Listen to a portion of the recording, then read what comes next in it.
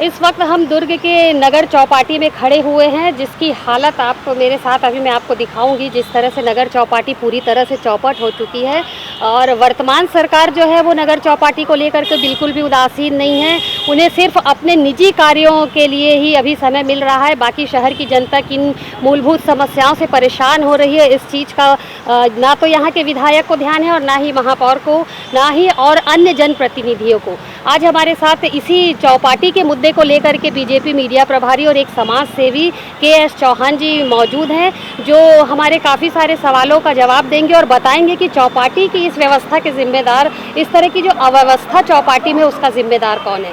Sir, आपका हमारे कार्यक्रम में बहुत बहुत स्वागत है। सबसे पहले मैं ये जानना चाहूँगी सर कि जिस तरीके से आप ये अभी चौपाटी आप सामने देख रहे हैं, चौपाटी के चौपट होने में किसका हाथ है। बड़ी उत्सुकता के साथ सुश्री सरोज पांडे के समय से इसकी शुरुआत की गई थी, लेकिन अभी चौपाटी पूरी तरह से बर्बाद हो चुकी है। इसके लिए आप किसे जिम्मेदार मानते हैं और क्या होना चाहिए वर्तमान में। अगर आप हमारी सुश्री सरोज पांडे जी से चौपाटी के बारे में बोलेंगे तो उनकी आंखों में आपको ऐसा लगेगा कि वो क्या चाहती थी, उसका सपना क्या था। वो एक मतलब जो ड्रीम लेके जो ये सब चीजें किया था उन्होंने, वो ड्रीम उनको, मतलब वो शायद मेरे ख्याल से इस रास्ते से गुजरती नहीं होंगी इसकी दुर्दशा देख के, क्योंकि जब तक उनके हाथ में था उन्होंने बहुत काम किया। उन्होंने बाजार को हर जगह बांटा, नहीं तो आज बाजार की हालत बहुत ज़्यादा ख़राब हो जाती। वहाँ पर रखने के लिए, पैर रखने के लिए जगह नहीं रहती, गाड़ी तो बहुत दूर की बात है।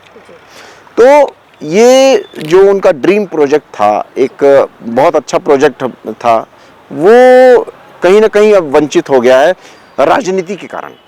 इसे आप राजनीतिक मानते हैं कि राजनीति जो है, जिस तरह की राजनीति अभी चल रही है, उसे लेकर के नगर चौपाटी जो पूरी तरह ध्वस्त हो रही है। जी बिल्कुल, बिल्कुल राजनीति है। और राजनीति हम इसलिए करते हैं कि जनता की सेवा कर सकें, जो चीज़ें हमारे पास हैं, जो संसाधन हमारे पास हैं, हम उसको और बढ़ा सकें, जो संसाधन है हमारे उसको और अच्छा कर सकें, यूज़ कर सकें जनता के लिए। लेकिन यहाँ पर किसी का नाम मिटाने के लिए, किसी का काम मिटाने के लिए ये सब चीज़ें की जा रही हैं। दुर्भाग्य है हमारी दुर्ग के जनप्रतिनिधियों का, जिसमें विधायक और महापौर दोनों संलिप्त हैं। जी सर, काफ़ी उम्मीदों के साथ नगर चौपाटी में बच्चों को खेलने के लिए अच्छे नए तरीके के झूले लगवाए गए थे और एक समय में ट्रेन की शुरुआत भी यहाँ की गई थी, जिससे बच्चों का मनोरंजन हो सके। तारामंडल जो जिसमें काफ़ी खर्च हुआ था, वो सारी चीज़ें यहाँ पर अभी आप देखेंगे कि वो शून्य के बराबर है। किसी तरह की तरक्की नहीं। ट्रेन अभी अपन देखेंगे, ट्रेन एक तरफ पड़ी हुई है, उसे लेकर के आप क्या कहना चाहेंगे। देखिए, ऐसा है कि जैसे ट्रेन है, ट्रेन जो है और तारामंडल जो है, ये पहले का ठीक था। मैं ये जैसे जैसे परिस्थितियां और काल बदलते जा रहा है, समय बदलते जा रहा है, जैसे आजकल मॉल का वो है कॉन्सेप्ट है, तो आज आपको वो नहीं, ये नहीं होगा अपना, कभी भी ये नहीं होगा कि आप पुराने खिलौने चलाएं, ऐसा नहीं होगा, ऐसा कभी नहीं होगा। आज आपको अगर डेवलप करना है तो नए टाइप के खिलौने चाहिए, जो कि अभी जो कांग्रेस की सरकार है वो बिल्कुल भी ये चाह नहीं रही है कि इसका जीर्णोद्धार हो इसको, क्योंकि यहाँ पर अगर होगा तो यही बोलेंगे कि इसको किया किसने था, तो भाजपा ने किया था, हमारी सरोज पांडे जी ने किया था, तो उनका नाम ना हो, इस वजह से ये सब चीज़ें हो रही हैं। मतलब कहीं ना कहीं देखा जाए तो कांग्रेस और बीजेपी के चक्कर में चौपाटी पूरी तरह से ध्वस्त होती नजर आ रही है। जी, मेरा तीसरा सवाल है कि चौपाटी को बंद करने में जो आपकी परिषद थी, चूँकि आप लोगों ने भी 15 साल राज किया है, तो आपकी परिषद ने सरोज पांडे के ज़माने का जो ये चौपाटी है, उसके लिए आपकी परिषद ने क्या प्रयास किया कि चौपाटी की व्यवस्था में सुधार हो सके। हमने सदन में भी आवाज़ उठाई थी, हमारे नेता प्रतिपक्ष ने, और हमारे लगातार उठा रहे हैं, और हमारे पार्षदगण भी उठा रहे हैं, लगातार ये इन सब चीज़ों को उठा रहे हैं। और उन्होंने कई बार ज्ञापन दिया है कलेक्टर को, कई बार, ऐसा नहीं है कि एक बार दिया है, कई बार ज्ञापन दिया है उन्होंने। जी कि चौपाटी में पेयजल की व्यवस्था नहीं है। आप देख रहे हैं मेरे सामने, मैं चाहूँगी आप थोड़ा सा दिखाएं वहाँ पर कि चौपाटी में चारों तरफ गंदगी और कचरे का अंबार लगा हुआ है। तो इसमें कहीं प्रतिशोध की राजनीति तो नहीं है। मतलब हम कहना चाहेंगे कि आपसी दो गुटों के चक्कर में चौपाटी जो है जिस तरीके से जो जर्जर अवस्था में पहुँच चुकी है। देखिए, भारतीय जनता पार्टी हमेशा जो पॉजिटिव विपक्ष की क्या करती है, पॉजिटिव है, विपक्ष की भूमिका जो है वो बहुत पॉजिटिव करती है।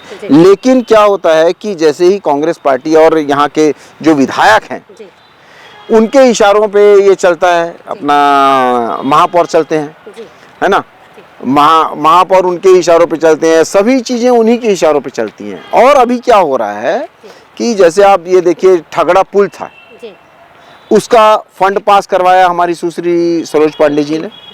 उसको पास करवाने वाली हमारी आदरणीय दीदी थी, लेकिन इसका कोई भी प्रतिसाद नहीं निकला। वो जब दिल्ली गए, हमारे सांसद महोदय दिल्ली गए, वहाँ पर जो सत्र चल रहा था, इसके पीछे यहाँ पर आनन फानन में यहाँ पर लोकार्पण कर दिया गया, यहाँ पर अपना श्रेय लेने के लिए। यहाँ तक कि यहाँ पर जितने भी बड़े प्रोजेक्ट आपको दिख रहे हैं, डेवलप किए हुए प्रोजेक्ट दिख रहे हैं, वो अधिकतर हमारे जो सुश्री सरोज पांडे जी हैं उनके कार्यकाल में हुआ है। जी सर, जब स्टेडियम की बात आती है तो उसमें मतलब स्टेडियम के विस्तारीकरण की जब भी बात होती है तो उसमें चौपाटी को समाहित करने का बात होता है। क्या ऐसा आपको नहीं लगता कि चौपाटी को मिटाने का प्रयास किया जा रहा है? देखिए, ऐसा है कि उन्हें स्टेडियम नहीं बढ़ाना है जी। उन्हें चौपाटी खत्म करनी है जी। चौपाटी एक हिस्सा है यहाँ का जी। और जिसको हमारे को ठीक करना है जी। जिसको हमारे को फिर से जीर्णोद्धार करना है, ये यहाँ पर बहुत ज़्यादा जरूरी था। आज आप ये देखिए कि ये क्यों बहुत सारी गंदगी फैली हुई है, वो क्यों आई है? धीरे धीरे करके इसे नष्ट कर दिया गया।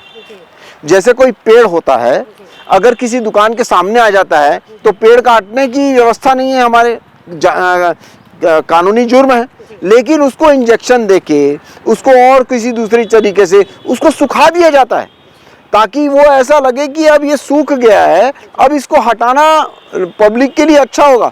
लेकिन जब वो हरा भरा था, उसको और हरा भरा किया जा सकता था।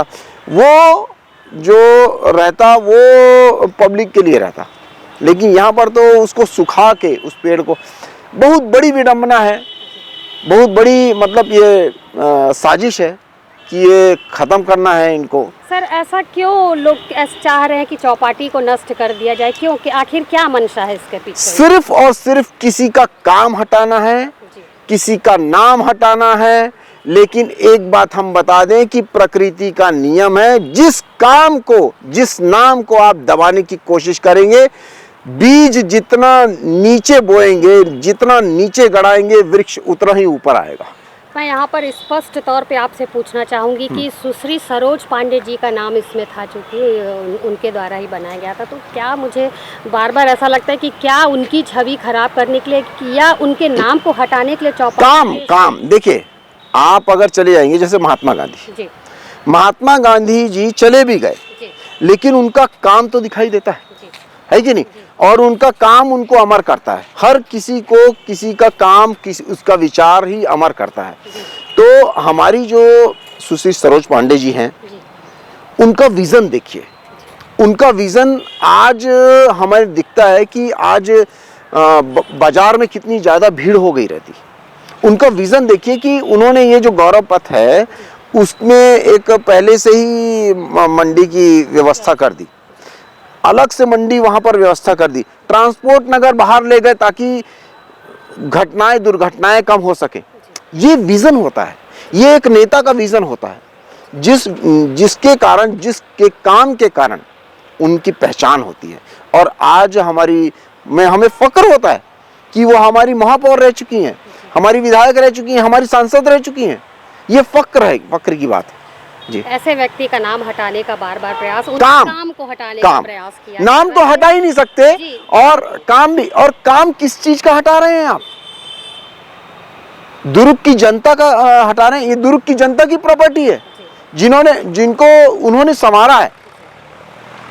ये संसाधन जो है वो दुर्ग की जनता का है, जिन्होंने वो संसाधन को यूज किया है, लेकिन आप उस चीज को हटा रहे हैं, उस चीज को जीर्णोद्धार नहीं कर रहे हैं आप। इसको इतना नदारद है और वो हटाना ही चाहते हैं, वो अपना नाम लाना चाहते हैं। जैसे एक रोड ये इन्होंने ये वाली बना दी है, उसी में अपना नाम चमकाते रहते हैं, गौरव पथ गौरव पथ। आप दूसरी वार्ड में जाइए, दूसरी जगह जाके देखिए, क्या वो ये रोड की स्थिति वैसी है? क्या यहाँ पर चलने वाले ज़्यादा अहम है, उधर चलने वाले अहम नहीं है? काफ़ी सारे खास मुद्दे हैं ये जो जिस तरीके से आप बता रहे हैं जी।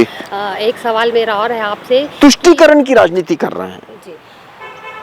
सभी के लिए, मतलब इनको ये पता ही नहीं है कि अपना दायित्व ही नहीं समझ रहे हैं कि ये कैसे होना चाहिए, कैसे नहीं होना चाहिए। सर, चूँकि चौपाटी और राजेंद्र पार्क चंद कदमों की दूरी पर है जी, और चौपाटी की हालत तो आप अभी फिलहाल इस वक्त देख ही रहे हैं जी। राजेंद्र पार्क में लोग पहुंचते हैं, चौपाटी में लोग नहीं पहुंच रहे हैं, थोड़ी बहुत जो व्यवस्था है उसे देखते हुए भी लोग नहीं पहुंच रहे हैं, क्या कारण है सर?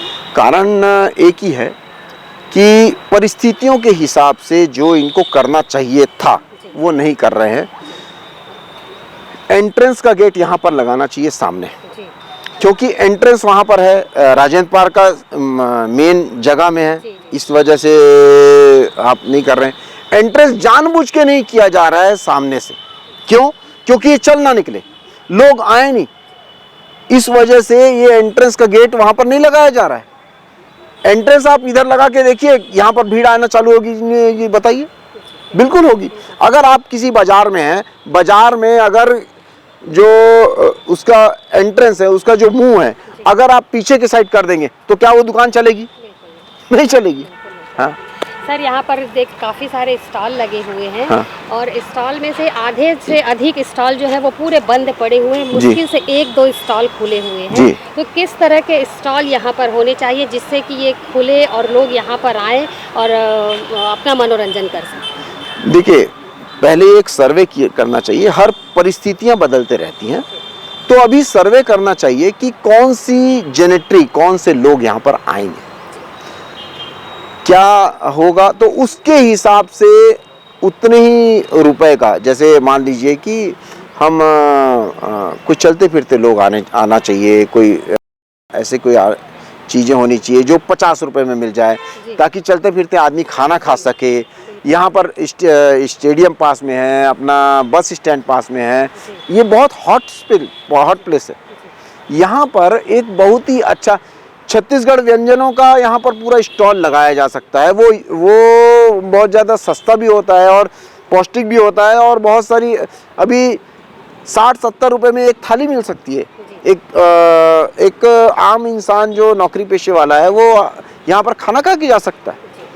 छत्तीसगढ़ व्यंजन, चीला है, टुमरी है, ये सब चीज़ें का करना चाहिए। और मेन है जेनेट्री को देखते हुए ये पूरी व्यवस्था करनी चाहिए।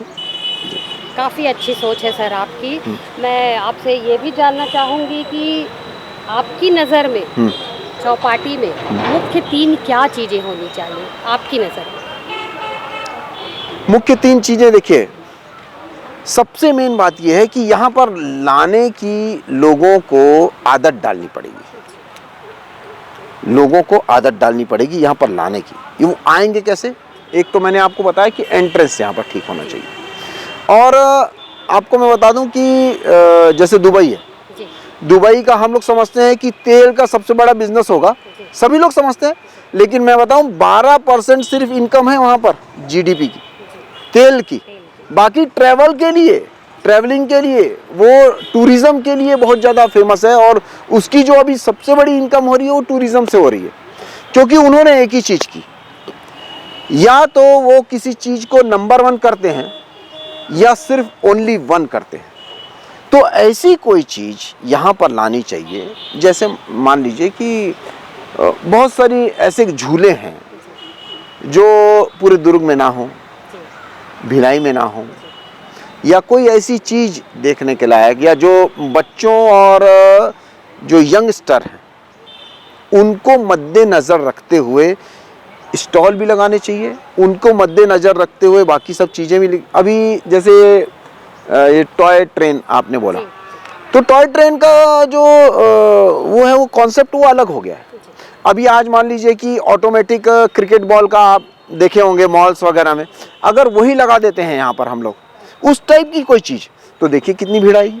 वो यहाँ पर दुर्ग में कहीं नहीं है, और यहाँ पर अगर लगा देंगे या इस टाइप की कोई भी चीज़ें अगर हम लगाते हैं तो हम भीड़ को लाने में सक्षम होंगे, और एक जो तारामंडल बना हुआ है उसको जीर्णोद्धार करके उसको एक अच्छा प्लेटफॉर्म बना के वहाँ पर एग्जीबिशंस लगानी चाहिए। जी, ताकि लोग आ सकें। एग्जीबिशन जैसे ही लगना चालू हो जाएगी और उसका बहुत नॉमिनल चार्जेस रखना चाहिए, जैसे जिसका सिर्फ मेंटेनेंस हो सके, क्योंकि वो यहाँ के लोगों के लिए है, ये सब चीज़ें यहाँ के लोगों के लिए है। इस वजह से ये वो भी करना चाहिए, एग्जीबिशंस लगानी चाहिए ताकि लोग आ सकें, ये सब चीज़ें करनी चाहिए। सर, जैसे कि भिलाई में काफ़ी फेमस है सिविक सेंटर, जहाँ पर शाम के समय हर दिन एक मेला सा लगे रहता है, तो हम अगर चौपाटी की तरफ थोड़ा सा ध्यान दें तो शायद चौपाटी भी उस तरीके की हो जाएगी। इसके लिए आप क्या बिल्कुल बन जाएगी, बिल्कुल बन जाएगी। यहाँ पर एंट्रेंस जो है, अब जैसे देखिए कि सिविक सेंटर में एंट्रेंस नहीं है, जी, अगर आप एंट्रेंस के लिए 2 रुपये भी रखेंगे तो भी वहाँ पर भीड़ बहुत कम हो जाएगी। या 2 रुपये भी मत रखिए, आप बोलिए कि आधार कार्ड दिखा के अंदर आना है, तो भी लोग वहाँ पर आना बंद कर देंगे, बहुत कम हो जाएगी। एंट्रेंस फ्री रखना चाहिए। और दूसरी बात कि यहाँ पर जैसे मैंने पहले बोला कि आपको कि ऐसी कोई चीज़ होनी चाहिए जिससे लोग यहाँ पर अट्रैक्ट हों, आने की आदत बने। आने की आदत बहुत ज़्यादा ज़रूरी है, जो कि आदत यहाँ से हम लोग सिविक सेंटर चले आ सकते हैं, यहाँ से हम लोग कहीं और जा सकते हैं, लेकिन यहाँ नहीं आ सकते। ऐसी क्या बात है, यहाँ पर भी सभी स्टॉल लग सकते हैं, लेकिन साफ सफाई व्यवस्था और अगर एग्जीबिशन यहाँ पर लगा दी जाए, एग्जीबिशन लगानी ही चाहिए और एंट्रेंस सुधारना चाहिए।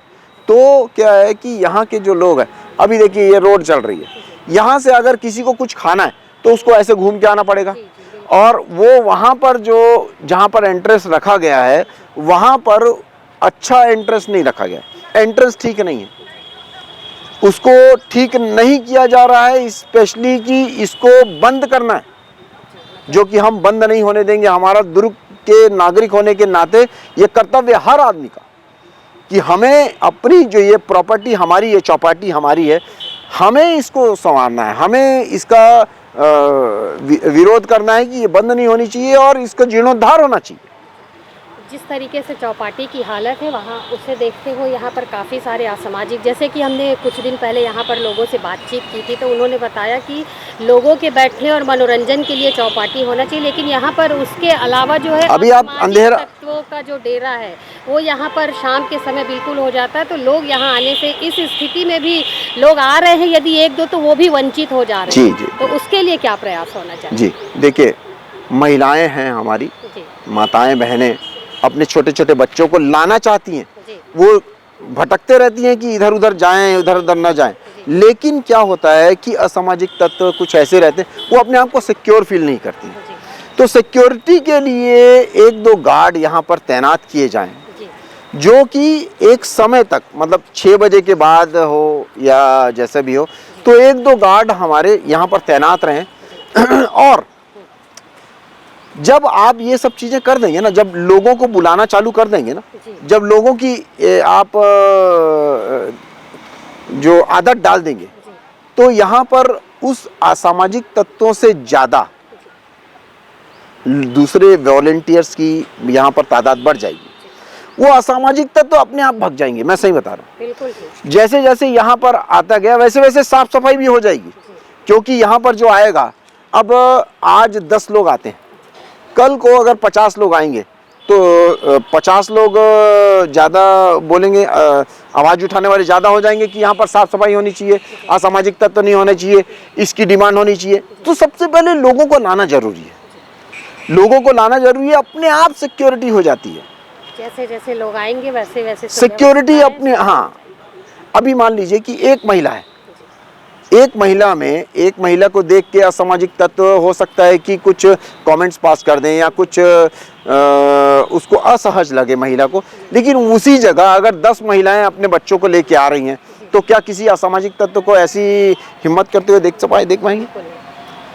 तो सबसे पहले तो यहाँ पर लोगों का आना चालू हो। लोगों का आना कैसे चालू होगा? जब हम व्यवस्था यहाँ पर ठीक कर देंगे, उनके आने के बाद और व्यवस्था ठीक होने लग जाएगी। जैसे जैसे पब्लिक आने लगेगी वैसे वैसे चौपाटी की जो चौपट व्यवस्था है उसमें सुधार होना शुरू हो जाएगा। जी। धन्यवाद सर। ये थे हमारे साथ जिला भाजपा मीडिया प्रभारी KS चौहान और एक समाज सेवी जो काफ़ी अच्छे मुद्दे को लेकर के हमारे साथ नगर चौपाटी पे मौजूद थे।